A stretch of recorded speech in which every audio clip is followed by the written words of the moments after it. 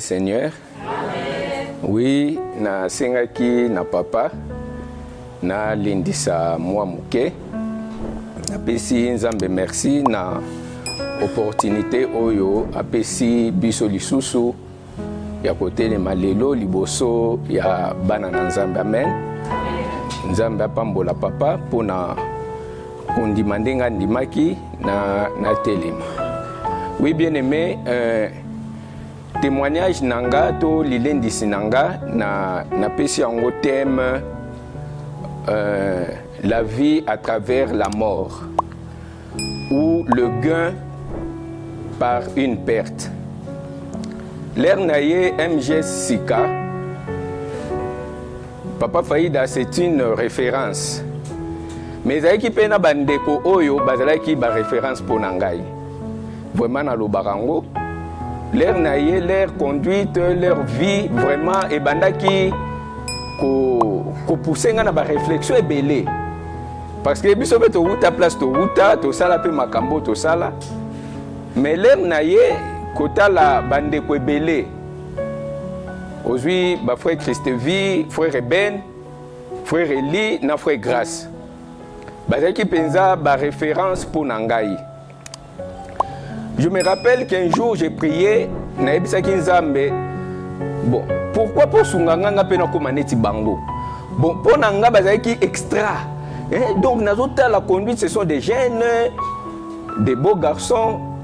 Ndenge frère Ben alobaki, beauté, zali, charisme, mais conduite na bango, ozota la non nabi. Il faut nga moko pe na se plonger. Donc, bazaki neti ba modèle pour Nanga. Partant tout d'abord na premier mariage ya frère Grâce, nandenge lekaki ekamusaki ngate. Parce que conduite na ye etindaki kakake akende abala ndenga balaki. Pas de tambour, pas de bruit. Donc makambo leki nandenge lekaki. Bon, oyo lisusu elekeli biso makasi ezali mariage ya frère Ben. Je me rappelle que Nazaiki a vendredi jour à Libala nae. Nazaiki awa namoni babimi na mama Vanela nga naeba ipete ke bauti Libala naeba Valina. Naeba ipete na vande place wana namoni babimi na papa naeki intercession. Bon tout pesa nbote na frère Ben Aleki. Je ne savais même pas que wana nde mwasi nae. Nazaiki informé te eloko mokote. Mais après la prière, Tobimi n'a pas pu toquer. Information pesa quitté. C'était le dimanche. Naye, frère Ben a présenté nga. Abino, oh non, c'est ma femme. Ah, c'est sa femme. Donc, elle est quelle angaï na lobino. Bon, d'abord, il peut retourner à question belé. Je me suis dit que, en connaissant le père que je connais, frère Ben, fallait qu'il ait kabongo. Bon, naboya ki komi tungisa, naboya ki kotu na ba question, naboya ki parce que bazala ki modèle oyo, la plupart des gens, même référence toko lo bango, nakati ya église na biso parmi les gens qui sont des références bango pe bazali. Aujourd'hui, frère Fabrice, ce sont des références. Mais les lots tokoki nakoki pito kolobake conduite na bango influencé pe conduite na ngai. Bien aimé, tozalaki nazaki mutu moko yo un peu turbulent ba tokol na bango ba yebi ba nazaki vraiment turbulent, très turbulent. Ya lolo kimbinga bazawa, c'est mon ami d'enfance. Ayebi ndenge na koli. Donc nazaki kinyate, très très très turbulent. Je me rappelle un jour tokendaki ekodim pour nazaki na habitude que nazaki moi mukolo par rapport ya bana mike ba jefté ba fiston maleka bon na bana ko arracher bango bofrande pour soki tokei na zui bango bofrande wana ngamoko na ko utiliser ngo. Donc beaucoup de choses sont ok, bien beaucoup de offrandes, il y a pas que les tozonga, beaucoup de problèmes nanga parce que offrande na nyo sofonga na zwango. Bon, to kati saki to kebiso ba nabita fo ba kati biso là to zongi je ne sais pas si Fiston s'est rappelé Fiston tchaki offrande mais yo yebi ke offrande il faut pas otia mais yo otia offrande ndenge nini donc epesa nga kanda là na lukina na beta Fiston abamba nga libanga pota moko cicatrice mo na zanango wa Fiston mutazoki sanga abamanga libanga na katana awa mu ekatana penza makila to na ba jefte makila buma to keti na ndaku mama leki pot kuna izaka ba maleki set to ando benga na par rapport ba numéro ameminga na hôpital batonginga le to komi na ndaku mama bi mais pourquoi yo est-ce que yo ko kende ba Fiston batonga yo c'est impossible falo ya na ndaku to kei mama sengi pardon eleki. Après quelques temps, je suis allé au Katsa Basinga. Bien aimé Nathalie Nabino, mais je suis un médecin. Je suis Gillette. Je suis allé au Katsa Singa. Je suis allé Gillette, na Kati Basinga. Ko benda l'air na zo benda na ndeng donc etumboli pota pote komi lisusu l'air na komi na ndaku mama yebai déjà. Ata yo mi Kati Basinga. Yo mikati basinga bakanginga wana nga moko na mikati na bendi pona liambongo. Oui bien aimé parler na ko loba nini le paix oyo changement na ko loba muke otokomi c'est grâce à la MJS. Amen. C'est grâce à Papa Faïda parce que nga na ye MJS muto invitanga te diva sala tout na ba invitation na MJS na tiko yate. Parce que yepem mtando lengi sanga mingi ya joyaka yaka kuneza bien bon ba maté yango père moko do bisanga na no mona ngo pe intéressant moko so kita bita te yo à lobby na lobby vraiment c'est aussi intéressant mais courage wana penza ko ya ezakité na lala ki un jour na butu na lota deux fois toza na bis na voiture ndeko moko azo kumba na ebisete kiti sanga na kiti na moni Papa Faïda zo kumba bis nga na kiti na matina bis Papa Faïda. Deuxièmement na loti na keluka Papa Faïda abondela ponanga na nduko kweya l'air na se tranquilliser abandi ko bondela donc de bouche en bouche boya zo sambela siko muno connaît solo bien ya bonbon siko nga na lobino nazo linga kaka alobaka asambela siko solo wana alen na ye ezo pesanga neti vie donc ezo salanga bien na be siko Papa Faïda munoko solo te ndenge nini ndenge ezo sambela pona nga alen na ye eza très bon siko ezo pesanga elengi na kaka alen wana na bisiko munoko solo kitoko boye ndenge na yo sutuka j'avais compris que il faut na kende église na ke koluka. Bien aimé, le mariage de notre frère Ben n'est pas une surprise. Et ça surprise. Peut-être surprise pour la bateau ba moni ango ke et ça surprise. Pourquoi j'ai dit que la vie à travers la mort. En Christ bien-aimé, toye awa toute personne o azolanda Nzambe, o azolanda Yesu. Soki aleki na liwate mutwana c'est impossible qu'à servir Nzambe. C'est impossible. Parce que nous avons la vie à travers la mort. Parce que aucune vie épée sa vie. Exactement. Même Yesu est moko appelle sa vie en étant vivant. Jamais. Yesu appelle sa vie après sa mort ne aiko pesa biso vie. Ne vie wana biso toza. Mais lelo l'église il y a plein de vivants. Nous servons Dieu en étant vivants. Or nous sommes morts, notre vie est cachée en Jésus dans les lieux élevés. Quand Christ notre vie paraîtra, nous paraîtrons aussi avec lui. Mais les autres boya kokufa. Que nos membres sont vivants. Ba penser na biso eza vivant. Nde okomona ke eloko moko boy salami elekeli mokili. Mokili ekomi scandale. Mais sujet ya scandale, sujet ya tribulation, sujet ya ba dispute, ya koloba, ya makambo ebele. Non. Mais soki tout le monde est au vandi boy, il y a que des morts en Christ et ressuscités en Christ, bien aimé scandale et exalaté. Un frère m'avait dit à l'obi, Eh ben nabali boyebi oyebaki nabite nayebaki te habi Eli naza sûr que Eli jour eza na kokutana na nzela na mwana moko ya 5 ans natuni ye Eli o nani alobi ono mwana ngai nabi mais petit obotaka ono ya 5 ans déjà na bala obi seke ye kozala bongo esekisa yenga makasi obi no Eli kozala peke na kutana na ye na mwana 5 ans ozomona maintenant même si tokutana na Eli na mwana 10 ans Eli bon na bengi petit c'est mon petit oh nani oh no vieux au mwana nga obotaka oh non kasi na bala il y a 10 ans donc faut na mona normal amen il faut ça parce que lelo scandale ezokoma po biso moko tolingi ke scandale ezala biso moko tolingi ke scandale ezala mais il y a même pas à discuter makambu kutu eza wana te. Ce n'est pas un scandale que mutu akei. Pourquoi le frère Eben a fait ça? Parce qu'il est mort. Amen. C'est impossible pour moi. C'est impossible. Muto yo azana ba organe na ye normal. Muto yo azana ba pensée na ba désir normal. À ça là, mariage comme le frère Eben, c'est impossible. C'est impossible. C'est impossible. Pour eza mutu oyo a se crucifier.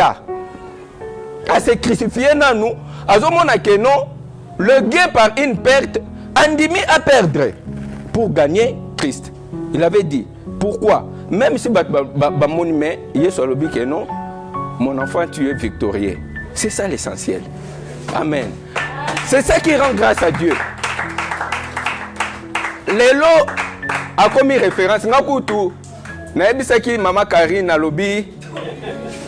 Soki, ezaki na so tozali na ba fiancé, toninga to beta système ma frère Ebel. Humblement et simplement.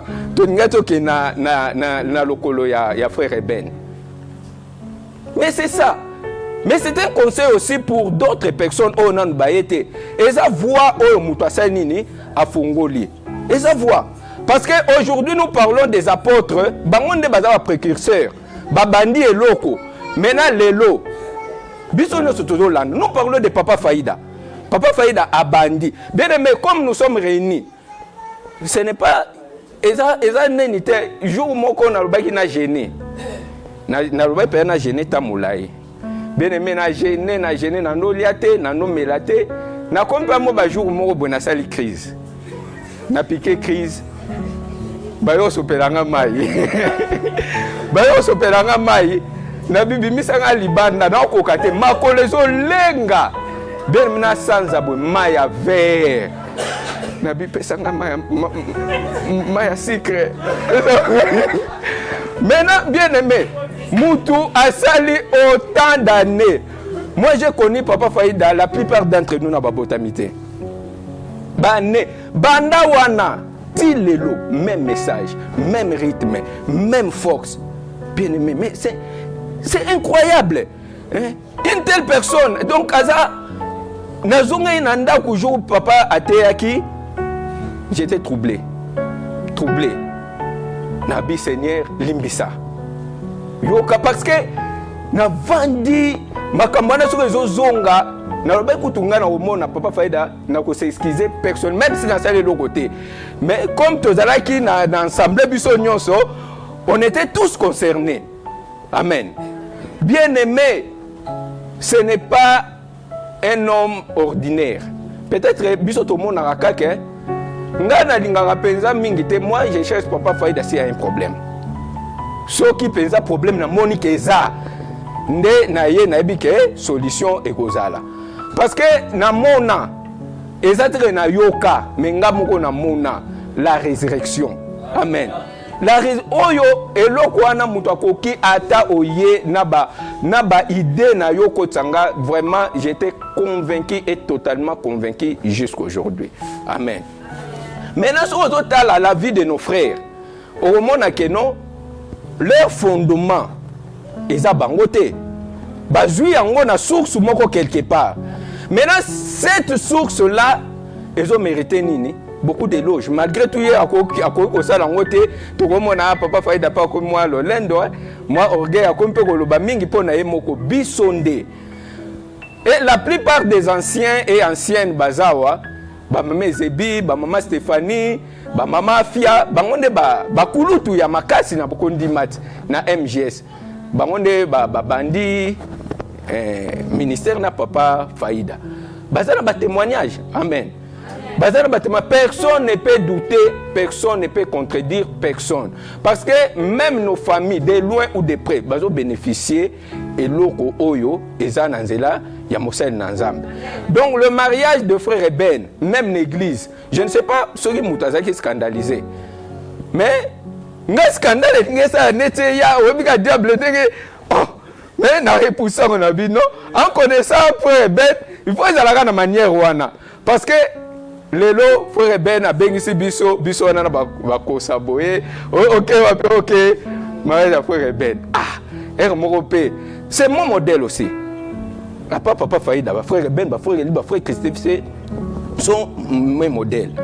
Ce que tu as dit, si on a un s'attendre. Quand on a mon copain au lobat. Et là, on a un autre capona. Il y a ce que ça lui a les critiques où tu as piqué pananga. Eh ben, c'est Gazana et on a un autre candidat. Pourquoi il y a que bongo na mate ya nyonso bate ya kabiso ayoki na été a que organiser une grande fête a que ça la boebo na ba mate ya o nyonso a comme susu occasion de shit ponanga pourquoi parce que ngana zo soyez modèle bon sikoyo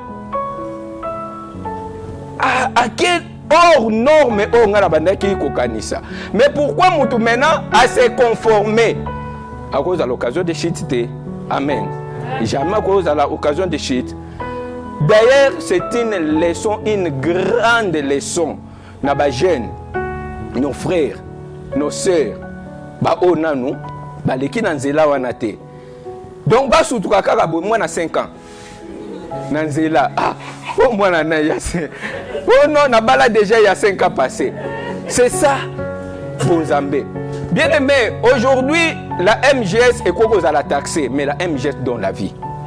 Amen. Papa Faïda peut être taxé, mais Papa Faïda donne la vie. Tout ça n'a pas témoignage, même Ngamoko Koutu na télémibo, n'a pas témoignage. Je vis l'amour, il y a MGS. Batte belé na MGS, et belé même mamé belé. Les nando belé, yaka, salaboy, tout ça c'était pourquoi? Pour baluka guérison nanga. Zwa matungulu, zwa ayi, zwa nini, o sangisa, o melananu. Même maman s'est sacrifiée. Okolia neni ngayo. Nabi non maman isa okolia. Mais jour moko maman bossa na ko pesa nga miliki. Nano mela poto awa ya kwaker. Abosani ko pesa nga miliki ngabi peut-être ça ndenge moko amonike na mela abosane miliki na sikre bien aimé na mela kwa quelque ça miliki ça sikre na monike awa so ina douter so ina lobby ke ono boye eza makamusu tika na mela sikoyo maman fait se souvenir abi oh eno sukaleza dabite miliki eza mais omeli ngo ndenge nini omoni. Tout ça, c'était l'amour. C'est quoi? C'est l'amour. Et c'était que nous, Okolia, pourquoi? Parce qu'on était de plus en plus aux Okonda, aux s'affaiblir. Mais là, on tient moi quelques bouchées. Jour où on a Mariam. Excitation.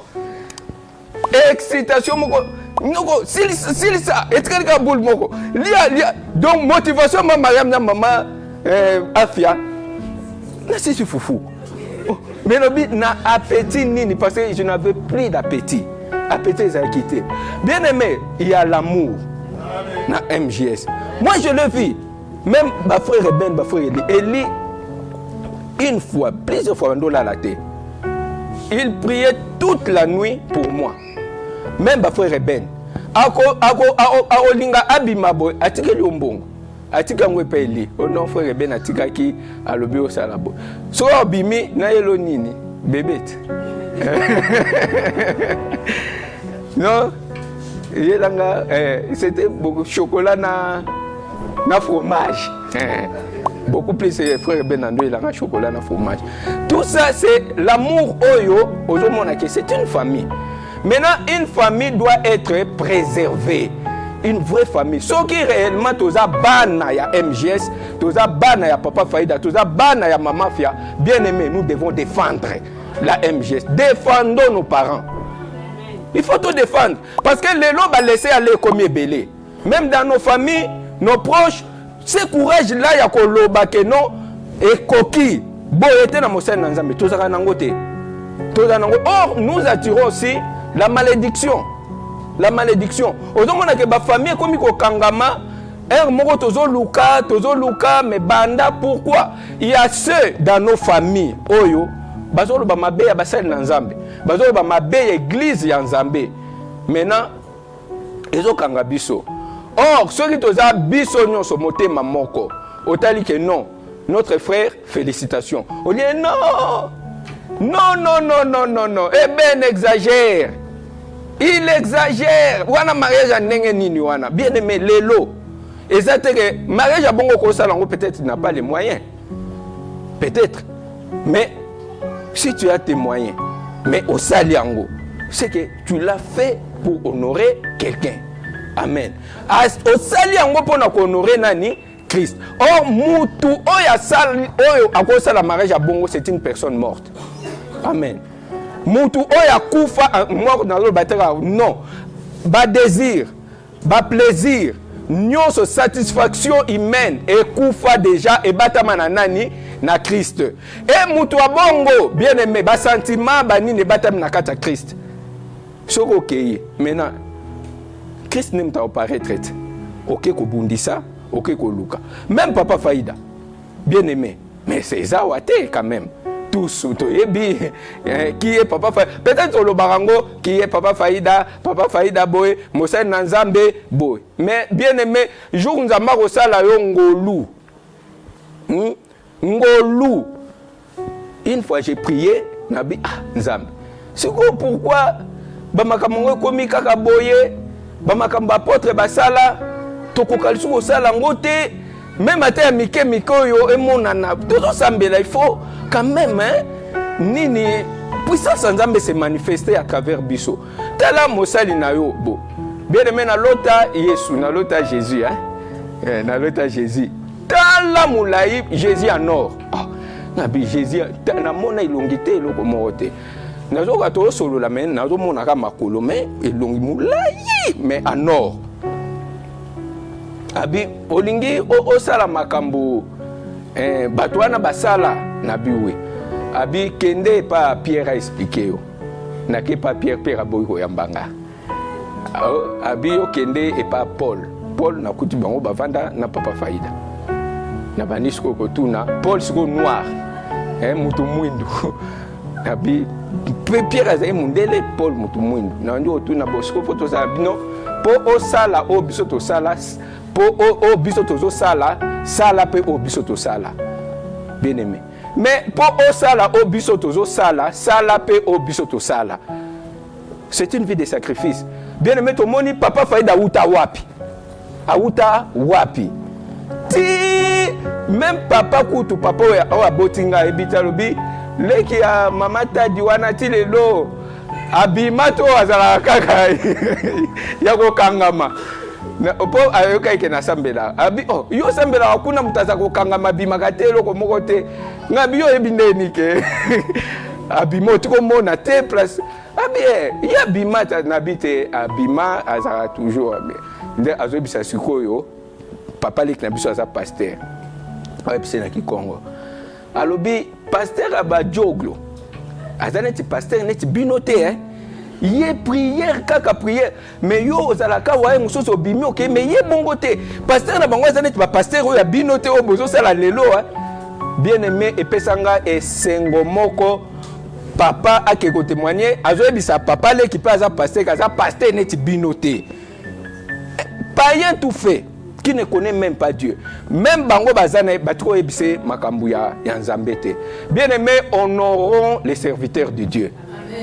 Papa Faïda, c'est un serviteur de Dieu.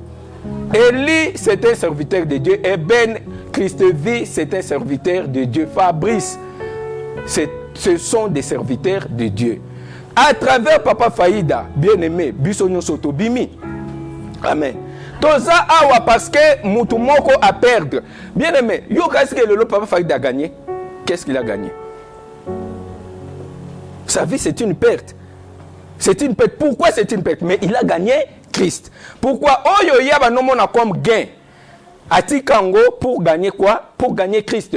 À travers lui, à travers sa mort, Nata naye, nabolenge naye, nyons a nini, a sacrifié. Et une telle personne mérite beaucoup. Amen. Il mérite beaucoup. Il mérite beaucoup. Même Nanzela, bien-aimé, entourage Nabiso, Toyoki Moutoazo Loba, totalement. Faut qu'on kangise Mounoko. C'est ça notre défense. Parce que nous n'avons rien à donner à Papa Faïda. Rien. Nani Ndel Loba, on a un commissaire riche. Moutumokote. Maintenant, ne fût-ce que ça. Ne fût-ce que ça. Cette petite considération en tant qu'homme de Dieu. En tant qu'homme de Dieu, c'est Nakat Nabiso ba défenda. Et pourquoi pas nous? Courage wana toza na ngote. Malgré okole de kayoki mutu azolo ba kombo ya frère Bela mariage wana boybo. Bien-aimé, tu as le droit ko kangise munoko. C'est ton frère. C'est ton frère. Oyoki mutu azolo ba mabe ya frère Deji. Kangisa ye munoko, c'est ton frère. Tu n'as pas droit ya ko kota bo clouer frère na yo. Bo clouer ye, bo condamner ye, obomi ye. Bien-aimé, non. Non. Et c'est ça qui se passe dans nos familles, dans l'entourage Yabiso, même la plupart Yabiso Moko, et l'autre Biso to Salaka, Yango Wana. Oye Awa, Mwana, Obimi, Okomi, ennemi. Parce que l'ennemi n'est pas seulement que. Mais quand tu parles mal, Yamosen Nanza Menado Naye, tu es un ennemi. Aux ennemis. Ozo parler ma bé. Il y a frère Nayo, Namukongo Naye, aux ennemis Naye. Parce que tu peux le tuer. Si réellement c'est ton frère, Oyoki, que mariage, mais sois courage, tout n'a frère, ben. Sois courage, Azar Tokuta dans l'église. Amen, maman. Tout Naye, ah mon frère, mais pourquoi il peut exagérer bongo? Mariage, les carabongo te. Biso lingaki tolia ba soso ba. Peut-être soif il y a moi ngulu mayo nde yangwana esali nani. Mais bien aimé, honorons les serviteurs de Dieu. Honorons les serviteurs de Dieu. Papa Faïda, c'est un serviteur de Dieu. Maman Fia. Bien aimé, nous n'avons pas droit ya koloba. Et ceux qui ont yoki mutazo loba, kangi sa munoko. Et le mariage est ben asali yango. Ndenge ya lingine mama lobi mariage des rêves naïe.